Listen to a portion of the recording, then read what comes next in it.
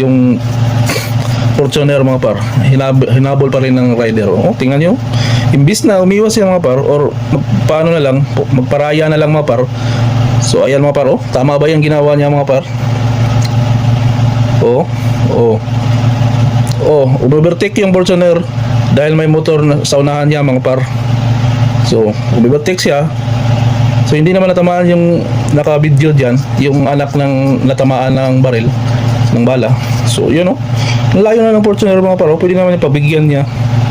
Hinabol niya pa rin mga par, parang may gusto talaga siyang patunayan. Siguro mga par, alam mo na.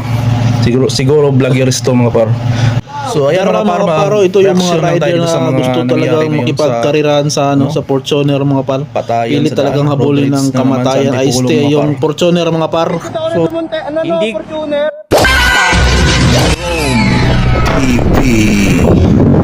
So ayan baro, parang motor vlogger ata to, vloggeries ata to, yung mga rider dito mga par. Yung yung Fortuner mga par, nakaitim. Siya pa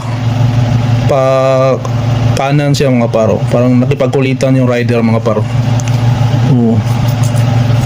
Hindi natin alam kung anong nangyari sa off-cam, kasi ito lang video na nakita natin ngayon.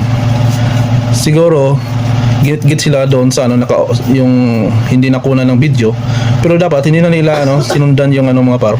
Umiwas na lang sila para hindi na nangyari yung yung nangyari na nga na may nabaril yung ama siguro niya, tatay niya, ang rider na ito, yung may yung may orange na Inmax.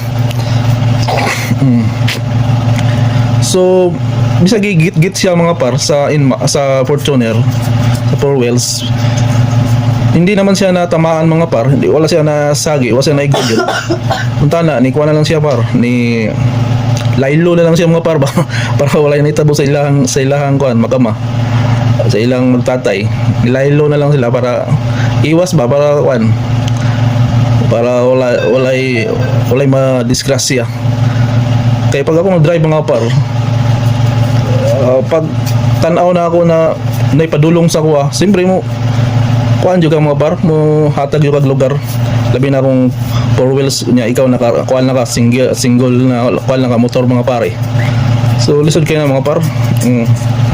Dapat iwas juga na mga par, defensive ka ba mo drive ba, dili kay singit ka niya, mo action kag overtake niya na po dito four wheels mo overtake.